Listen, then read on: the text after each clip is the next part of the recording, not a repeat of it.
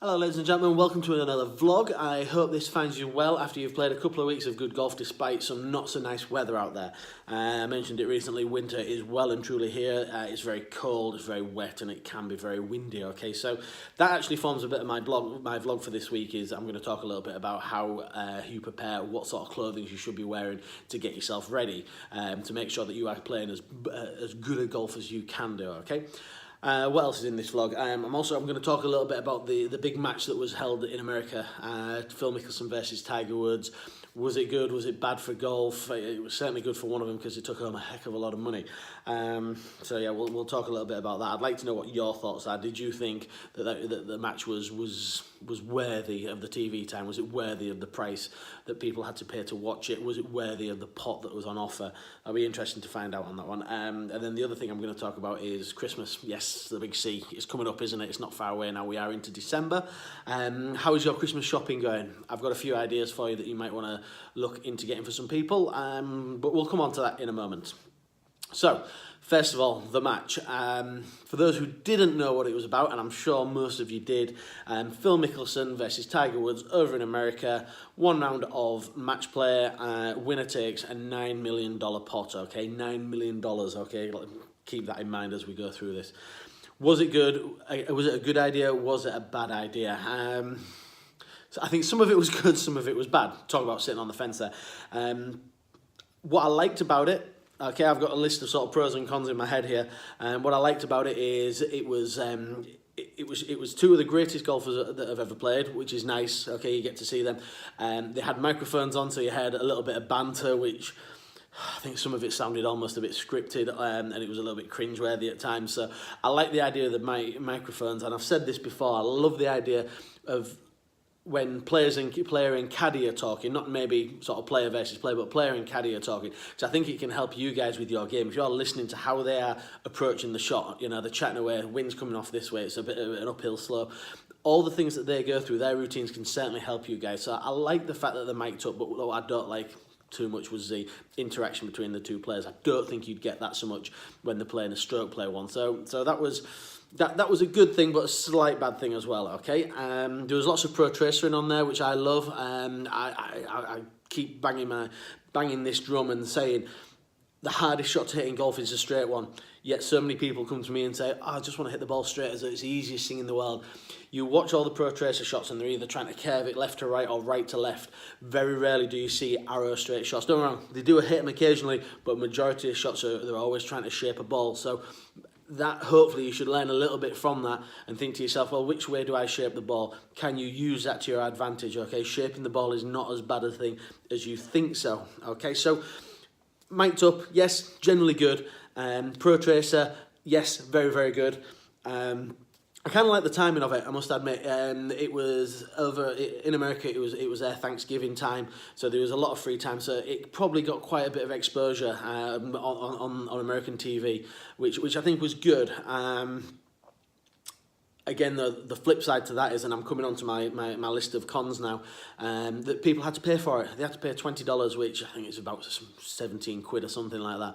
Which, would you have paid that amount? I certainly wouldn't. Luckily, it was free on Sky Sports, so I managed to watch it on there. So whether or not that is generating new interest in golf, but getting people to pay for it, I think some of them stuff maybe should be free to air, and then people can choose whether or not they want to pay. So one of my cons is that people had to pay for it. I didn't think that was good. Another con, Tiger and Phil. Are they at the top of the game now? They are still massive names and massive draws. We've seen that with Tiger Woods when he won at Eastlake. The massive crowds following him. So yes, he is still a big draw. But the link into this is the quality of golf. It wasn't the best, was it? Unfortunately. And this format of golf, when it's just two players, if they aren't playing very well, then you know what? It's going to be it's not going to be scintillating. A lot of the criticism of the US Open, which I don't mind occasionally, but the golf was not of good. People want to see lots and lots of birdies, and you didn't see lots and lots of birdies between Tiger and Phil. So, you know, that's something to be thought about, I think.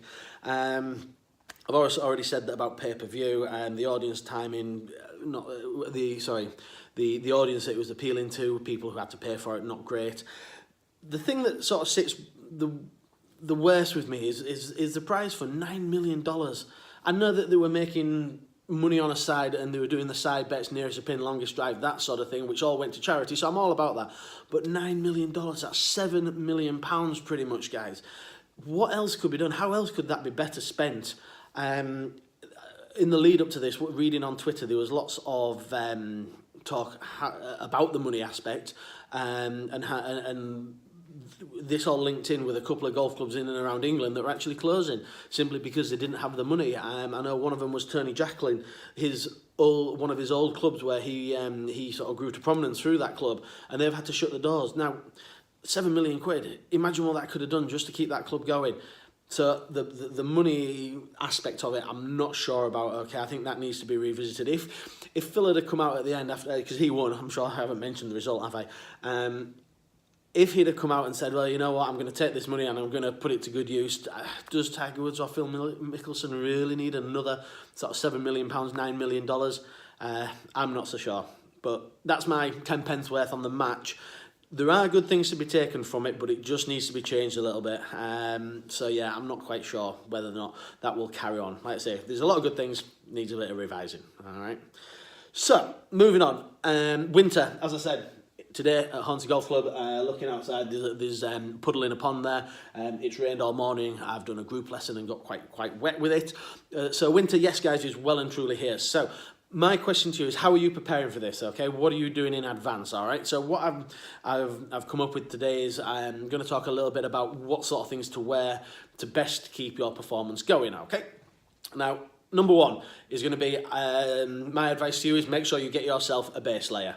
Okay, I'm wearing a base layer for a couple of reasons, okay? Number one, what it does is any heat that is emitted from the body will be trapped and will also send it back to your body, so that will automatically keep you warmer, okay?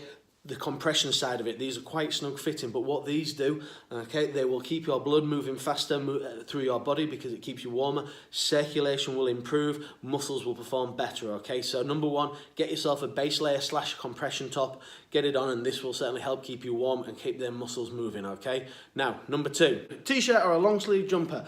These ones are nice and thin, gives me plenty of movement, also acts as a second barrier for that warmth that does actually escape your base layer, okay? So number two, long sleeve jumper or t-shirt, provide extra warmth and allow lots of movement. Number three is a good waterproof. This one's nice and thin, so it allows me to swing freely.